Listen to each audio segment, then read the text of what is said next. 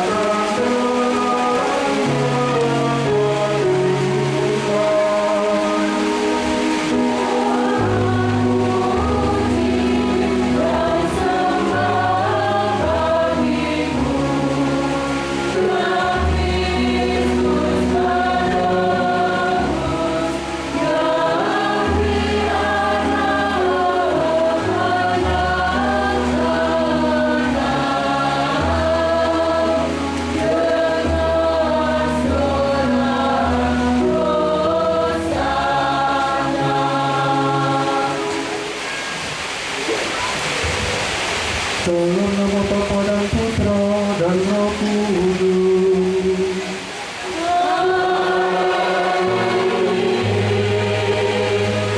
Tuhan bersamamu.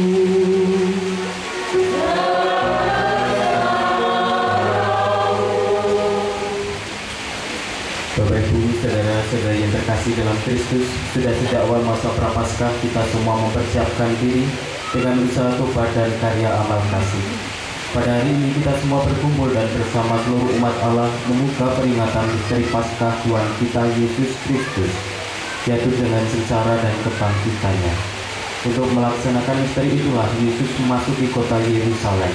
Oleh karena itu, marilah kita menyambut Dia dengan khidmat sambil mengenangkan peristiwa yang menyelamatkan itu. Dengan demikian, kita semua berharap agar dapat memetik hasil salib suci, yaitu kebangkitan dan kehidupan yang kekal. Kini marilah kita mohon berkat untuk tahun-tahun Palma kita ini.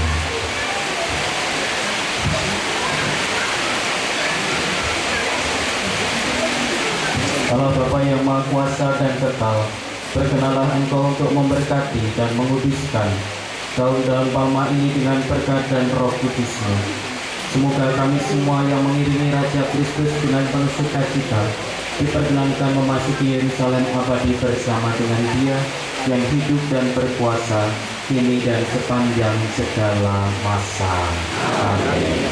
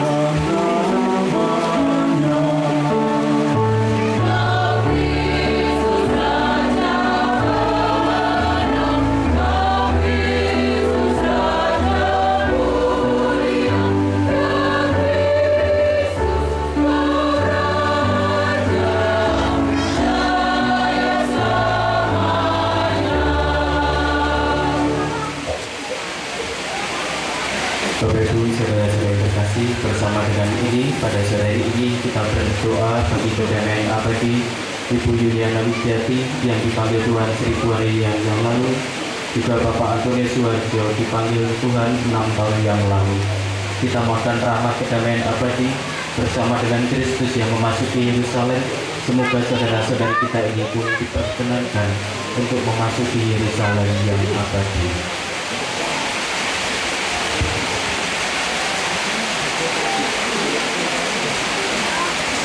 Tuhan bersama kami.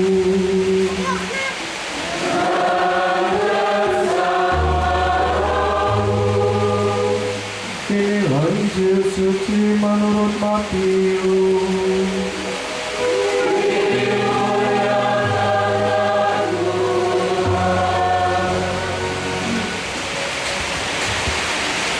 Dalam perjalanan ke Yerusalem ketika Yesus dan murid-muridnya telah dekat di Yerusalem dan tiba di pagi yang terletak di Bukit Zaitun, Yesus menyuruh 2 orang muridnya dengan pesan, "Pergilah ke desa di depanmu itu. Di situ kamu akan segera menemukan seekor keledai betina tertambat dan anaknya ada di dekatnya. Lepaskanlah kedua keledai itu dan bawalah kepadaku. Jika ada orang menegur kamu, katakanlah, Tuhan memerlukannya, Dia akan segera mengembalikannya." Hal itu terjadi supaya genapi firman yang disampaikan melalui Nabi. "Katakanlah kepada putri Sion, lihat, rajamu datang kepadamu. Ia lemah lembut dan mengendarai seekor keledai betina dan seekor keledai pepan yang muda." Maka pergilah kedua murid itu dan berbuat seperti yang ditugaskan Yesus kepada mereka. Mereka membawa keledai betina itu bersama anaknya, lalu mengalasinya dengan pakaian mereka, dan Yesus pun duduk di atasnya. Orang banyak yang sangat besar jumlahnya menghamparkan pakaiannya di jalan. Ada pula yang memotong ranting-ranting dari pohon-pohon dan menyebarkannya di jalan. Orang banyak yang berjalan di depan Yesus dan yang mengikuti Dia dari belakang berseru, "Hosana bagi putra Daud, terpujilah Dia yang datang dalam nama Tuhan. Hosana di tempat yang maha tinggi." Ketika Yesus masuk ke Yerusalem, gemparlah seluruh kota itu, dan orang berkata, "Siapakah orang ini?"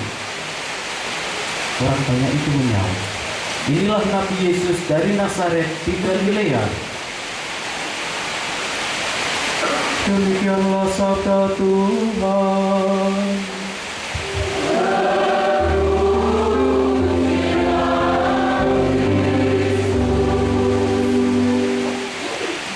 Bapak Ibu, saudara-saudari yang terkasih, selamat sore berkah dalam. Pada sore hari ini bersama-sama kita memasuki pekan suci yang ditandai oleh Yesus yang masuk ke kota Yerusalem, yang disambut dieluk-elukan oleh orang-orang Yerusalem pada waktu itu dengan menghamparkan pakaian, dedaunan, dan lain sebagainya. Yesus masuk ke kota Yerusalem sebagai raja, meskipun Dia tahu ketika orang-orang berseru dan bersuka-cita menyambut kedatangannya, di dalam hatinya sendiri Yesus sebenarnya kecil, karena Dia tahu dengan masuk ke kota Yerusalem, Dia akan menyambut kesengsaraan dan bahkan wafatnya. Tetapi itulah yang namanya cinta. Cinta yang diberikan oleh Tuhan kepada kita membuat Dia akhirnya memilih untuk tetap memasuki kota Yerusalem, meskipun Dia tahu di kota Yerusalem itulah Dia akan mengalami penderitaan, kesengsaraan, dan bahkan mati sebelum akhirnya bangkit mulia demi dosa-dosa kita. Maka pada sore hari ini mari kita rayakan dengan penuh sukacita Yesus yang memasuki kota Yerusalem. Mari kita mohon rahmat pula, semoga Dia yang kini masuk ke kota Yerusalem berkenan pula memasuki hati kita, hati yang mungkin masih penuh dengan kelemahan dan keterbatasan. Tetapi mari kita sambut Dia dengan penuh sukacita. Mari kita sejenak kita mohon rahmat pada Tuhan.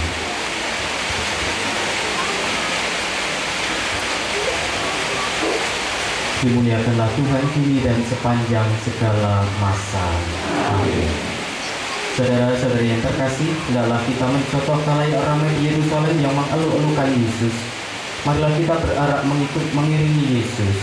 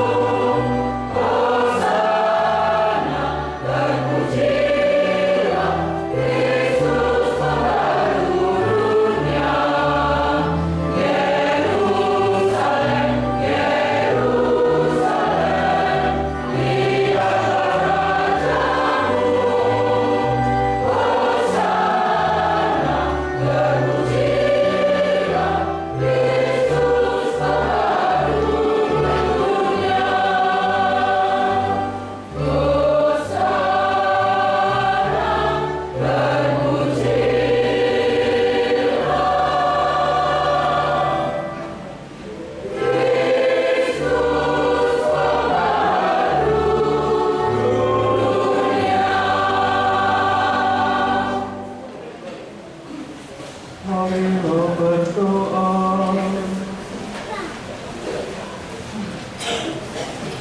Allah Bapa yang Maha Pengasih, dalam diri Yesus Kristus Putramu, Engkau telah hadir di tengah-tengah kami sebagai orang yang dihina dan dianiaya.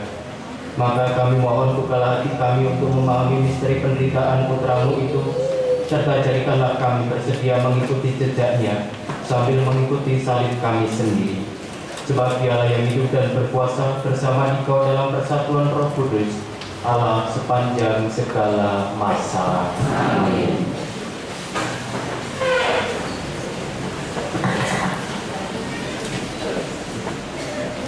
Bacaan dari kitab Yesaya. Tuhan Allah telah memberikan kepadaku Ida seorang murid, supaya dengan perkataanku aku dapat memberi semangat baru kepada orang yang letih lesu. Setiap pagi ia mempertajam pendengaranku untuk mendengar seperti seorang guru. Tuhan Allah telah membuka telingaku, dan aku tidak memberontak, tidak berpaling ke belakang. Aku memberi punggungku kepada orang-orang yang memukul aku, dan pipiku kepada orang-orang yang mencabut jambutku. Aku tidak menginginkanmu ketika aku dinodai,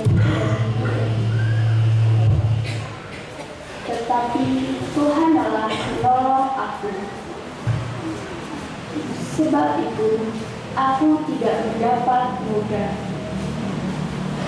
Maka aku menundukkan hatiku seperti keteguhan gunung batu, karena aku tahu bahwa aku tidak akan mendapat malu. Demikianlah sabda Tuhan.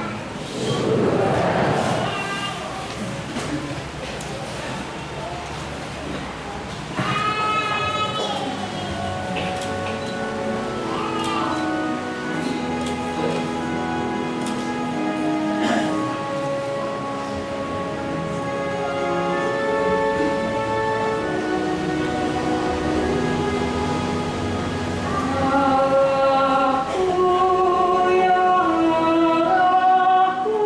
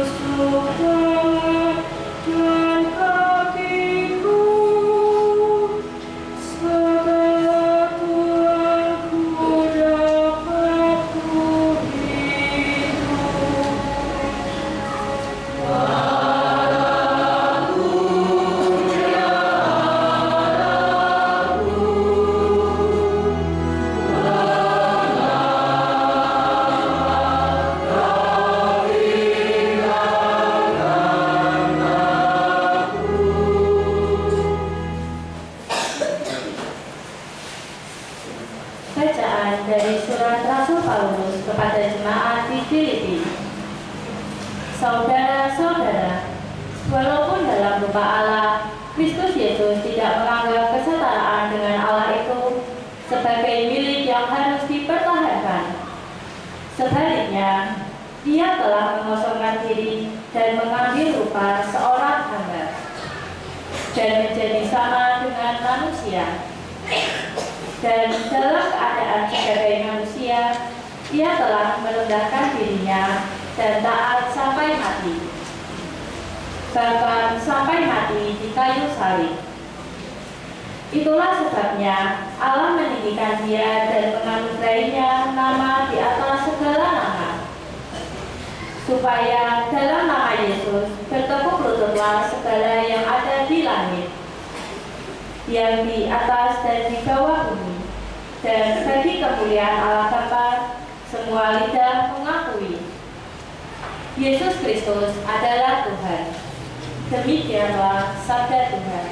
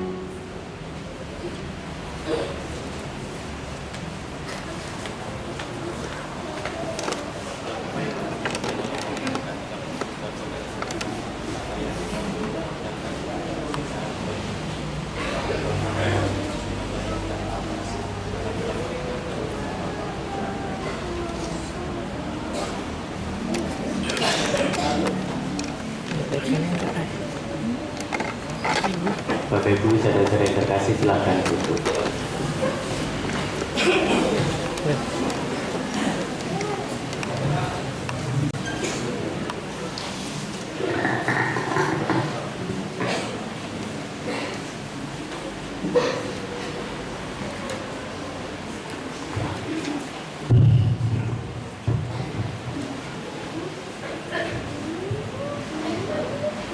Inilah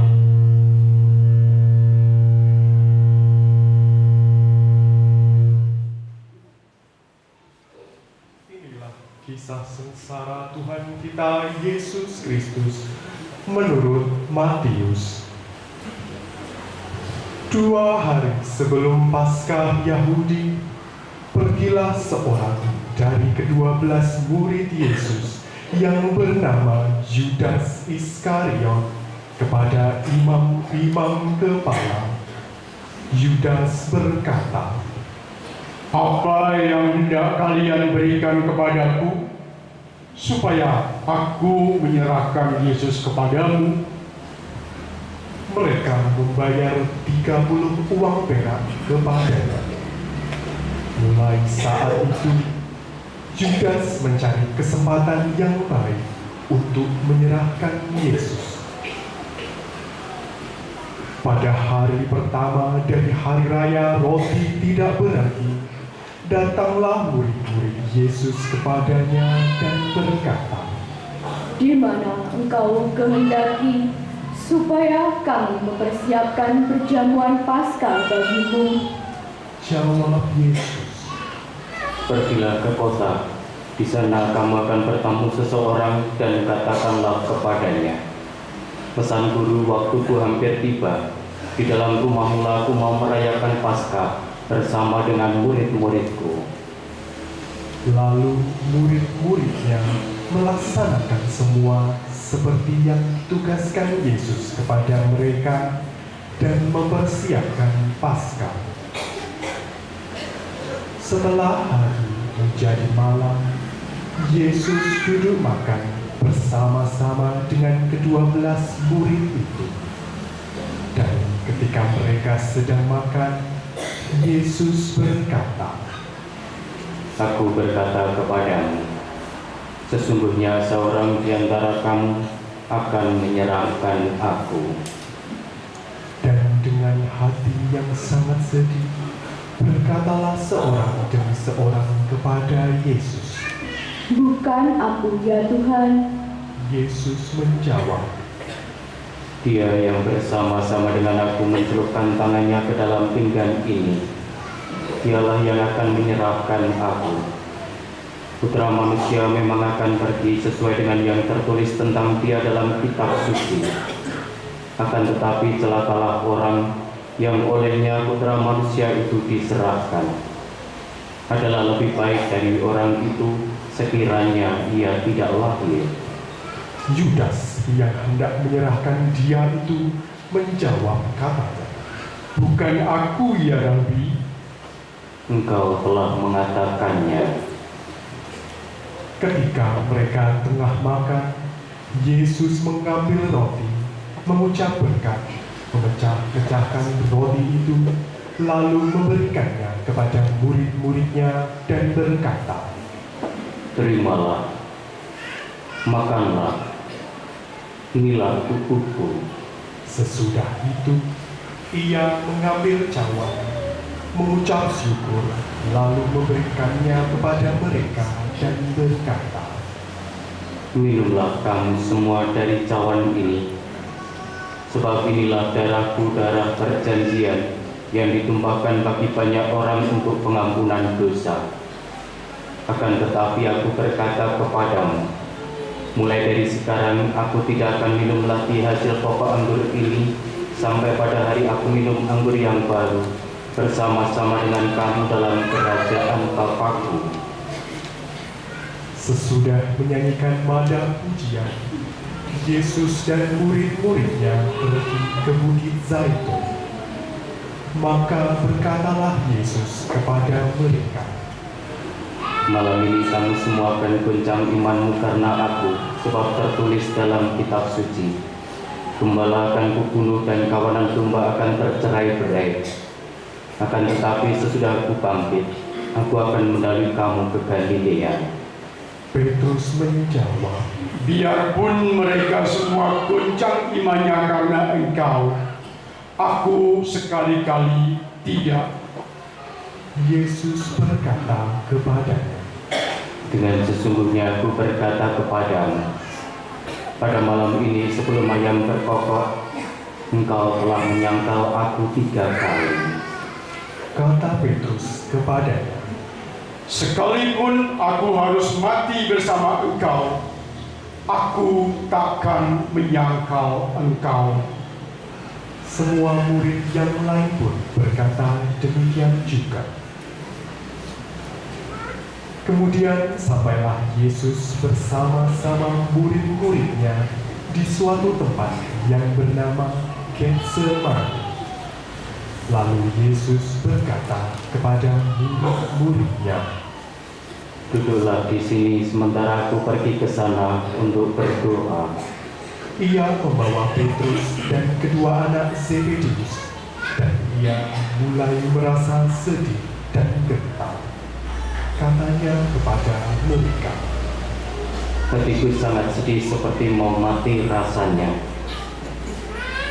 Tinggallah di sini dan berjaga-jagalah bersamaku.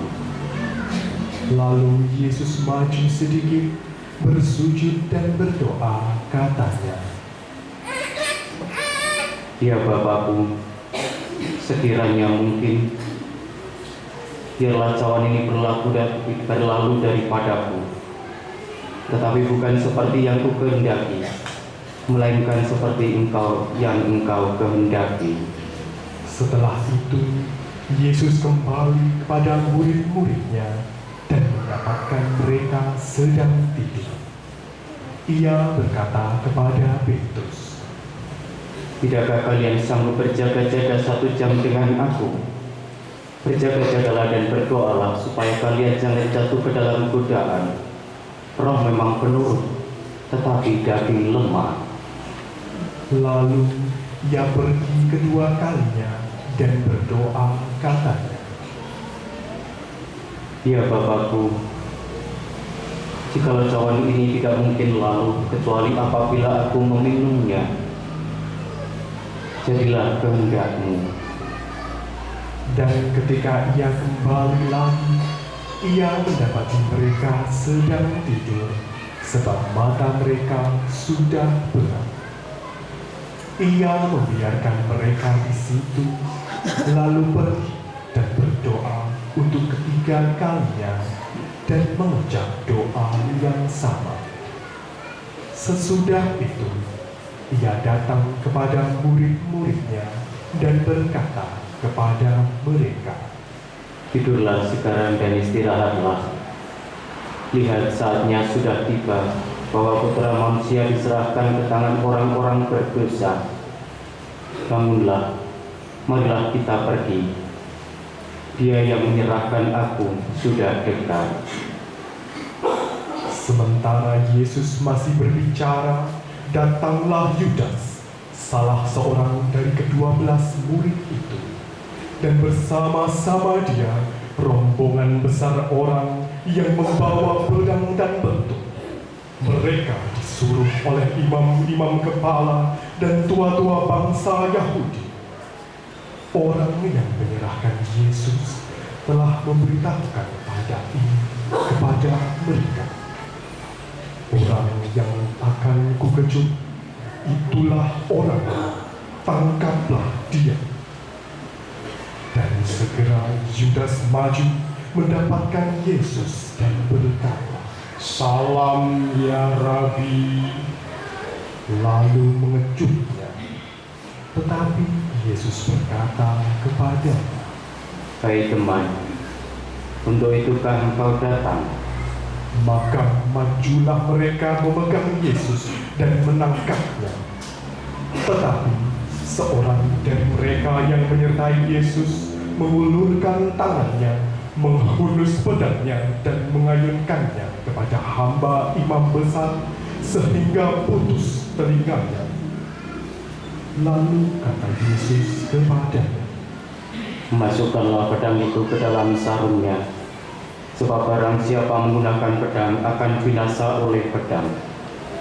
Atau kau sangka bahwa aku tidak dapat berseru kepada Bapakku, supaya ia segera mengirim lebih dari 12 malaikat membantu aku? Jika demikian, bagaimanakah akan digenapi kitab suci yang mengatakan bahwa harus terjadi demikian?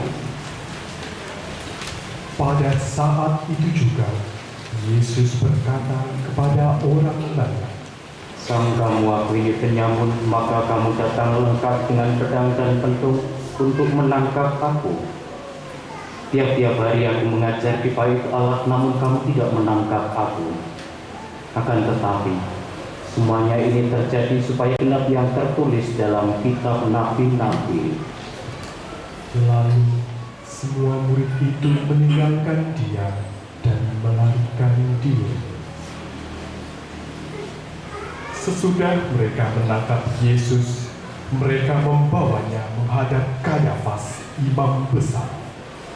Di situ telah berkumpul ahli-ahli Taurat dan tua-tua. Petrus mengikuti Yesus dari jauh sampai ke halaman imam besar. Setelah masuk ke dalam, ia duduk di antara pengawal-pengawal untuk mengetahui kesudahan perkara itu. Imam-imam kepala, bahkan seluruh mahkamah agama, mencari-cari kesaksian palsu terhadap Yesus supaya ia dapat dihukum mati. Tetapi mereka tidak memperolehnya, walaupun tampil banyak saksi dusta. Akhirnya, tampillah dua orang yang mengatakan, Orang ini berkata, "Aku dapat merubuhkan bait Allah dan membangunnya kembali dalam 3 hari." Lalu imam besar itu berdiri dan berkata kepada Yesus, Tidakkah engkau menjawab atas tuduhan-tuduhan saksi-saksi ini terhadap engkau? tetapi Yesus tetap diam. Lalu kata imam besar itu lagi kepadanya, Demi Allah yang hidup, katakanlah kepada kami, apakah engkau Mesias anak Allah atau tidak? jawab Yesus, Engkau telah mengatakannya. Akan tetapi aku berkata kepada kalian, mulai sekarang kalian akan melihat Putra Manusia duduk di sebelah kanan Yang Maha Kuasa dan datang di atas awan di langit. Maka imam besar itu mengoyakkan pakaiannya dan berkata, Ia harus dihukum mati. lalu mereka meludahi muka Yesus dan meninjunya. Orang-orang lain memukul dia dan berkata, Cobalah katakan kepada kami, hai Mesias, siapakah yang memukul engkau? Sementara itu, Petrus duduk di luar di halaman. Datanglah seorang hamba perempuan kepadanya, katanya, Engkau juga selalu bersama-sama dengan Yesus orang Galilea itu. tetapi Petrus menyangkalnya di depan semua orang, katanya, Aku tidak tahu apa yang kau maksudkan. ketika ia pergi ke pintu gerbang, seorang hamba perempuan lain melihat dia dan berkata kepada orang-orang yang ada di situ, Orang ini bersama-sama dengan Yesus orang Nazaret itu. dan Petrus menyangkalnya pula dengan bersumpah. Aku tidak kenal orang itu. Tidak lama kemudian, orang-orang yang ada di situ datang kepada Petrus dan berkata, Pasti engkau juga salah seorang dari mereka. Itu nyata dari bahasamu. Maka mulailah Petrus mengutuk dan bersumpah. Aku tidak kenal orang itu. Dan pada saat itu berkokoklah ayam. Maka teringatlah Petrus akan apa yang dikatakan Yesus kepadanya. Sebelum ayam berkokok, engkau telah menyangkal aku 3 kali. Lalu ia pergi keluar dan menangis dengan sedihnya. Ketika hari mulai siang, semua imam kepala dan tua-tua bangsa Yahudi berkumpul dan mengambil keputusan untuk membunuh Yesus. Mereka membelenggu dia, lalu membawanya dan menyerahkannya kepada Pilatus, wali negeri itu. Waktu Yudas yang menyerahkan Yesus mengetahui bahwa Yesus telah dijatuhi hukuman mati, menyesallah ia. Lalu ia mengembalikan uang 30 perak itu kepada imam-imam kepala dan tua-tua bangsa Yahudi, seraya berkata, Aku telah berdosa karena menyerahkan darah orang yang tak bersalah. Tetapi jawab mereka, Apa urusan kami dengan itu? Itu urusanmu sendiri. Maka Yudas melemparkan uang perak itu ke dalam bait suci, lalu pergi dari situ dan menggantung diri. Imam-imam kepala memungut uang perak itu dan berkata, Uang ini tidak boleh dipakai untuk dana bait Allah, sebab ini uang darah.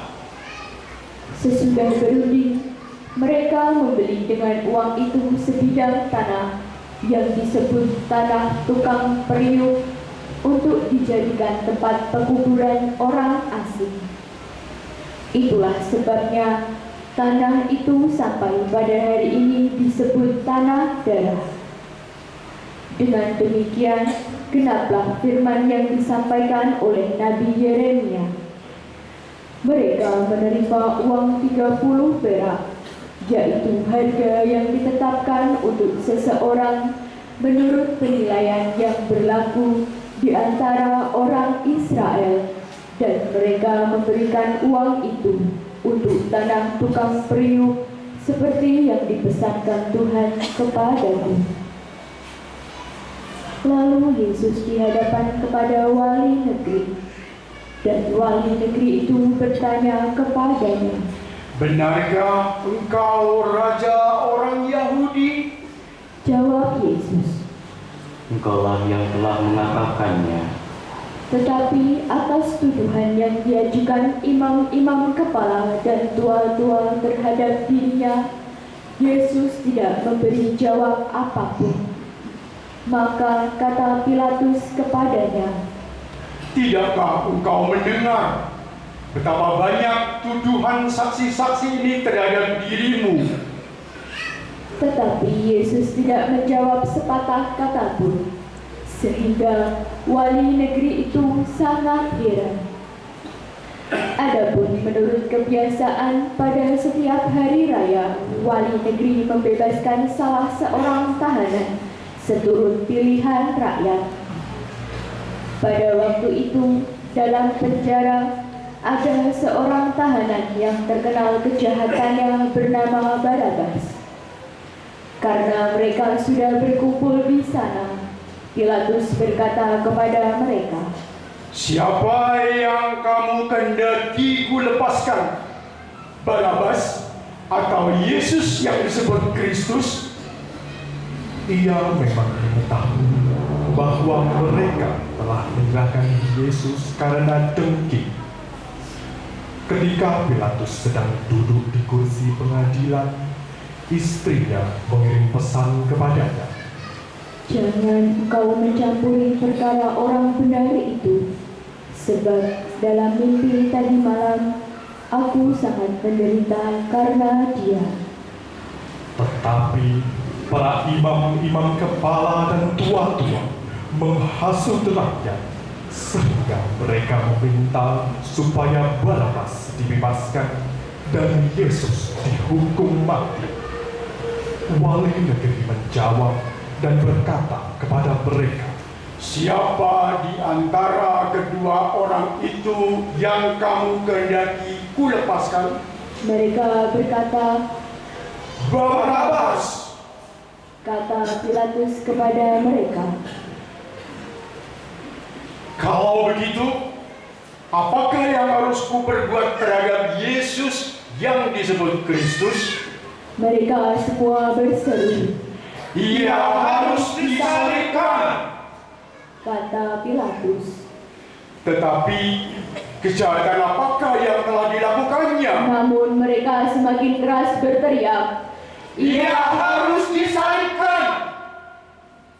Ketika Pilatus melihat bahwa segala usaha akan sia-sia, malah sudah mulai timbul huru hara, ia mengambil air dan membasuh tangannya di depan orang banyak dan berkata, Aku tidak bertanggung jawab atas darah orang ini. Itu menjadi urusan kamu sendiri. dan seluruh rakyat itu menjawab, Biarlah darah orang itu kami tanggung sampai anak cucu kami. Lalu Pilatus membebaskan Barabas, tetapi menyuruh mendera Yesus, lalu diserahkannya untuk disalibkan. Kemudian serdadu-serdadu wali negeri membawa Yesus masuk gedung pengadilan. Mereka memanggil seluruh pasukan berkumpul sekeliling Yesus. Mereka menanggalkan pakaiannya dan mengenakan jubah ungu kepadanya. Mereka menganyam sebuah mahkota duri dan memasangnya di atas kepalanya, lalu memberikan Yesus sebatang buluh di tangan kanannya. Kemudian mereka berlutut di hadapannya dan mengolok-olok dia, katanya, Salam, hai Raja bangsa Yahudi. Mereka meludahinya dan mengambil buluh itu dan memukulkannya ke kepalanya. Sesudah mengolok-olokkan Yesus, mereka menanggalkan jubah itu daripadanya. Kemudian mereka membawa dia keluar untuk disalibkan. Ketika mereka berjalan keluar kota, mereka berjumpa dengan seorang bernama Simon dari Kirene. Orang itu mereka paksa untuk memikul salib Yesus. Maka sampailah di suatu tempat yang bernama Golgota, artinya tempat tengkorak. Lalu mereka memberi Yesus minum anggur bercampur empedu. Setelah ia mengecapnya, ia tidak mau meminumnya. Sesudah menyalibkan dia, mereka membagi-bagi pakaiannya dengan membuang undi. Lalu mereka duduk menjaga dia di situ. Dan di atas kepala Yesus dipasang tulisan yang menyebut alasan mengapa ia dihukum. Inilah Yesus, Raja orang Yahudi. Bersama dengan Yesus disalibkan dua orang penyamun, seorang di sebelah kanan dan seorang di sebelah kirinya. Orang-orang yang lewat di situ menghujat dia, dan sambil menggelengkan kepala, mereka berkata, Hai engkau yang merubuhkan bait suci dan mau membangunnya kembali dalam 3 hari, selamatkanlah dirimu. Jikalau engkau putra Allah, turunlah dari salib itu. Demikian juga imam-imam kepala bersama-sama ahli-ahli Taurat dan tua-tua mengolok-olokkan dia dan berkata, Orang lain diselamatkannya, tetapi dirinya sendiri tidak dapat ia selamatkan. Ia Raja Israel. Baiklah, ia turun dari salib itu, maka kami akan percaya kepadanya. Ia menaruh harapannya kepada Allah. Baiklah, Allah menyelamatkan dia jikalau Allah berkenan kepadanya, karena ia telah berkata, Aku adalah putra Allah. Bahkan penyamun-penyamun yang disalibkan bersama-sama dia mencelanya demikian juga.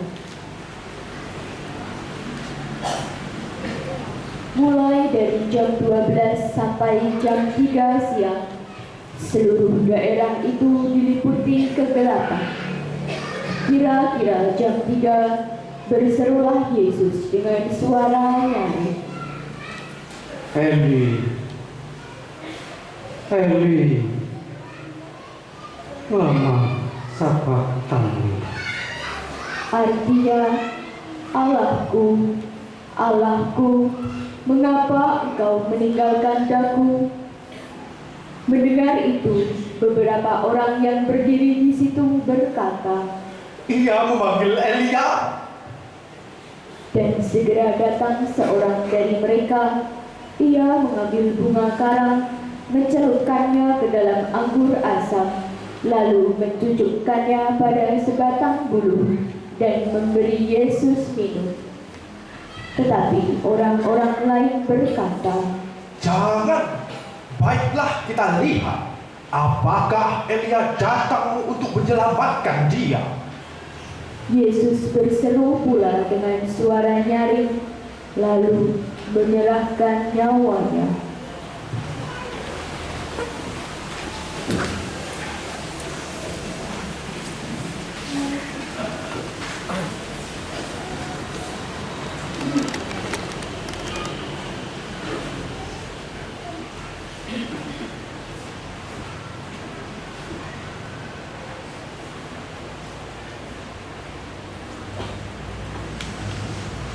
Dan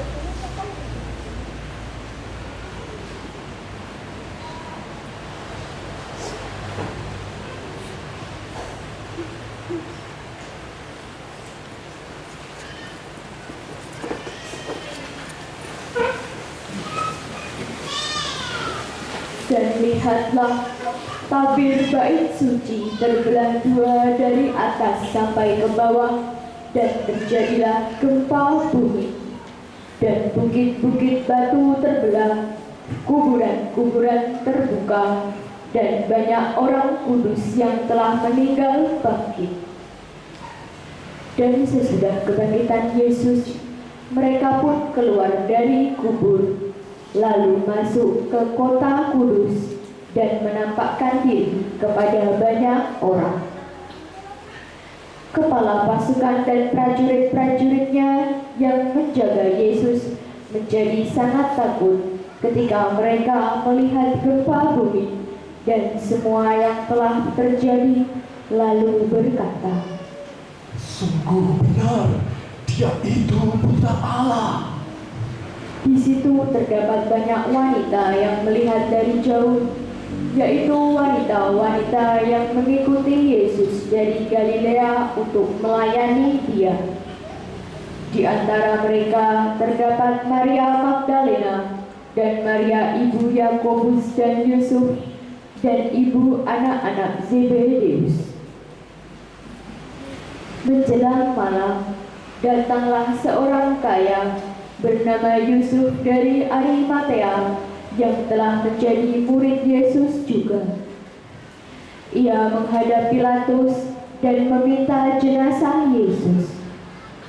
Pilatus memerintahkan untuk menyerahkannya kepadanya, dan Yusuf pun mengambil jenazah itu, mengafaninya dengan kain lenan yang putih bersih, lalu membaringkannya di dalam kuburnya yang baru yang digalinya di dalam lereng bukit batu.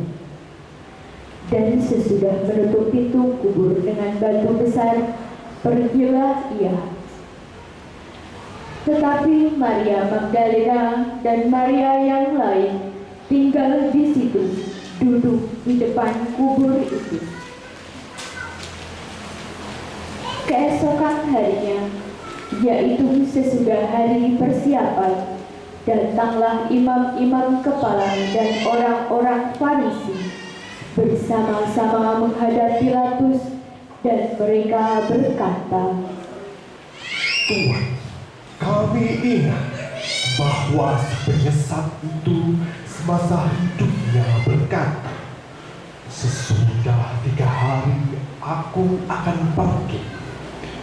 Karena itu, perintahkanlah untuk menjaga kubur itu sampai hari yang ketiga. Jikalau tidak, murid-muridnya mungkin datang untuk mencuri dia, lalu mengatakan kepada rakyat, ia telah bangkit dari antara orang mati. Sehingga penyesatan yang terakhir akan lebih buruk akibatnya daripada yang pertama. kata Pilatus kepada mereka, Ini penjaga-penjaga bagimu. Pergilah dan jagalah kubur itu. Maka pergilah mereka, dan dengan bantuan penjaga-penjaga itu, mereka memeterai kubur itu dan menjaganya. Demikianlah kisah sengsara Tuhan kita Yesus Kristus. Terpujilah Kristus.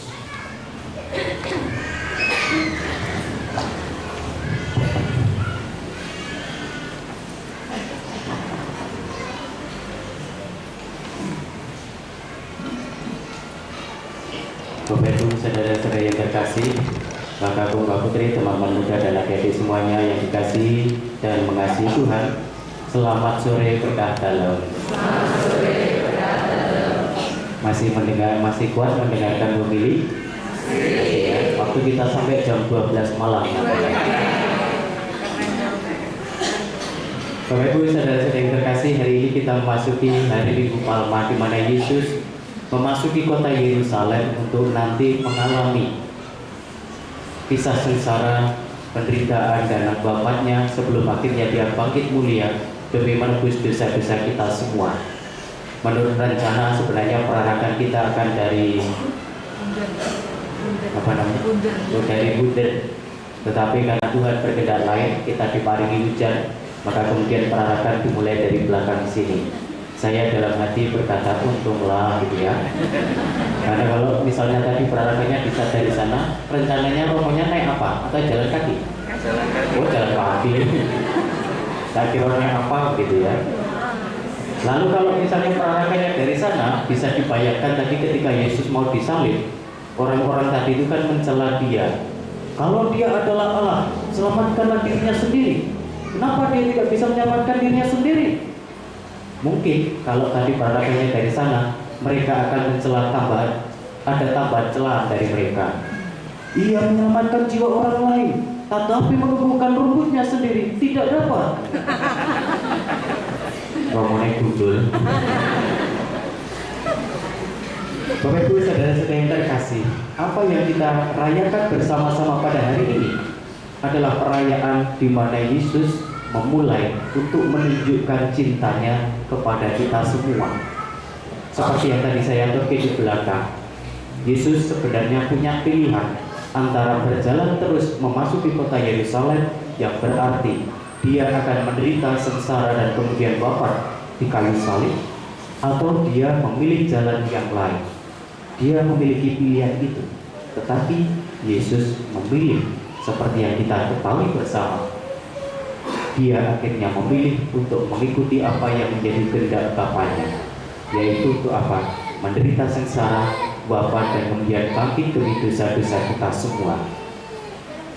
Ketika dia sudah memilih untuk tetap memasuki Yerusalem dan dia tahu persis konsekuensinya, dia hari ini sampai besok ketika dia wafat di kayu salib pada hari Jumat mendatang, kita tidak akan pernah mendengar Yesus yang mengeluh. Kita tidak akan pernah mendengar Yesus yang menyalahkan Bapaknya atas semua yang terjadi kepadanya. Dia tidak merasa diri sebagai korban karena apa? Dia tidak merasa diri sebagai korban karena apa? Karena dia memilih untuk melakukan ini demi cintanya kepada Bapa, juga cintanya kepada kita semua. Maka apa yang terjadi dalam hidupnya adalah pilihannya sendiri, dan dia memilih itu dengan penuh sukacita. Meskipun tadi ketika kita mendengarkan pasio yang dibacakan, Yesus di Taman Getsemani masih bimbang secara manusiawi, tapi akhirnya dia mengatakan, bukan kehendakku yang terjadi, tapi kehendakmu lah yang terjadi. Bapak Ibu, saudara-saudara yang terkasih, dalam hidup kita mungkin dengan tugas-tugas dan pekerjaan kita, dengan peran dan tanggung jawab kita masing-masing. Bagi panjenengan yang ibu-ibu yang berperan sebagai ibu, sebagai istri di rumah, mungkin seringkali secara manusiawi kita kadang merasa lelah. Setiap hari bangun paling pagi, memasakkan untuk anggota keluarga, setelah itu seharian di rumah bersih-bersih rumah, masak lagi, ngampiri tanggane, ngerasani tanggane liane, balik lagi. Begitu terus hidup kita. Rasa-rasanya kadang kemudian kok seperti ini hidup saya. Demikian pula bagi bapak-bapak. Pagi-pagi bangun tidur, sarapan, berangkat kerja, pulang, ketemu istri, ketemu anak, tidur, besok lagi, bangun lagi, berangkat kerja lagi, pulang lagi. Demikian yang terjadi. Demikian pula kita anak-anak. Mungkin di rumah kita hanya diminta belajar, dan membantu orang tua kita. Mungkin kalau kita memposisikan diri kita sebagai korban, kita akan mengeluh, kenapa kok hidup saya seperti ini? Tapi kalau kita menghayati semua itu karena wujud cinta saya kepada keluarga saya, maka setiap masakan, setiap sapuan, setiap pel yang saya tarik ke sana kemari ke seluruh area rumah, juga setiap gas yang saya tarik untuk berangkat maupun pulang kerja, juga setiap tulisan goresan bolpen yang saya tuliskan karena saya belajar demi masa depan saya sebagai anak-anak, itu adalah cinta kepada keluarga saya. Dan di sanalah kita tidak akan pernah mengeluh, kita tidak merasa diri sebagai korban, tetapi kita memberikan pengorbanan karena kita mencintai keluarga kita. Maka semoga Yesus yang masuk ke Yerusalem hari ini membawa kita semakin masuk pada pengorbanan pada orang-orang yang kita kasihi, mulai dari keluarga kita dan orang-orang terdekat kita. Mari kita hening sejenak, kita mohon rahmat pada Tuhan.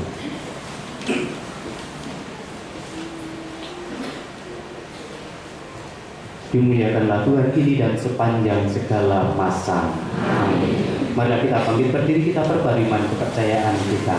Aku percaya akan Allah, Bapa yang Maha Kuasa, Pencipta langit dan bumi, dan akan Yesus Kristus Putra yang membawa Tuhan kita, yang dikandung dari Roh Kudus dan dari perawan Maria, yang menderita sengsara dalam pemerintahan Pontius Pilatus, disalibkan, wafat dan dimakamkan, yang turun ke tempat penantian pada hari ketiga bangkit dari antara orang mati, yang naik ke surga duduk sebelah kanan Allah Bapa yang Maha Kuasa. Dari situ yang akan datang mengadili orang hidup dan mati.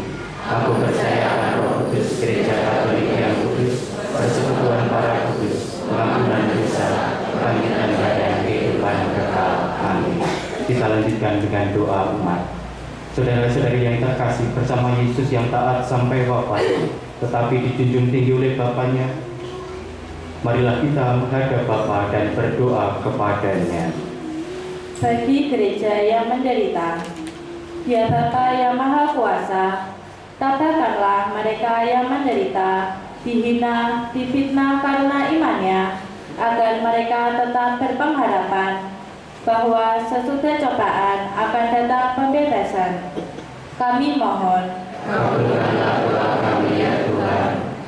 bagi para pemimpin masyarakat, ya Bapa yang Maha Kuasa, dampingilah para pemimpin masyarakat kami, agar dengan tabah tetap memperjuangkan kesejahteraan umum dan tidak tergoda untuk mementingkan kepentingan diri sendiri. Kami mohon, Kabulkanlah doa kami ya Tuhan.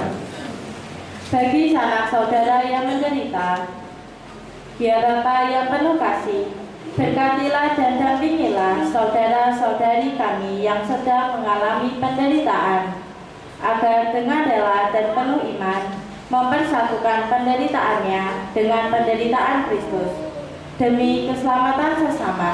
Kami mohon, Kabulkanlah doa kami ya Tuhan. bagi kita sendiri yang berkumpul di sekitar altar ini, ya Bapa yang Maha Murah, curailah kami semangat Yesus Kristus Putramu, agar kami dapat saling membantu dalam memantul salin kehidupan kami sehari-hari dalam mengikuti jejak Putramu. Kami mohon, Kabulkanlah doa kami ya Tuhan. Allah Bapa yang penuh kasih, kami juga mohonkan rahmat kehidupan kekal untuk saudara-saudari kami, Ibu Yuliana Wijiati yang 1000 hari yang lalu, juga Bapak Antonius Suharjo yang 6 tahun yang lalu telah terpanggil mendahului kami semua kembali ke hadirat-Mu. Berkenanlah Engkau menganugerahkan kehidupan dan kebahagiaan abadi kepada mereka, agar mereka boleh menjadi pendoa bagi keluarga serta sanak saudara dan kami semua yang masih berjuang di dunia. Kami mohon, kabulkanlah doa kami ya Tuhan. Allah Bapa kami di surga, demi cinta kasih-Mu Engkau menghendaki kami menjadi putra dan putri-Mu berkat jasa Yesus Kristus Putra-Mu. Maka kami mohon, terimalah dan kabulkanlah doa dan permohonan kami ini dengan pengantaraan Kristus Tuhan kami. Amin. Kita siapkan persembahan kita.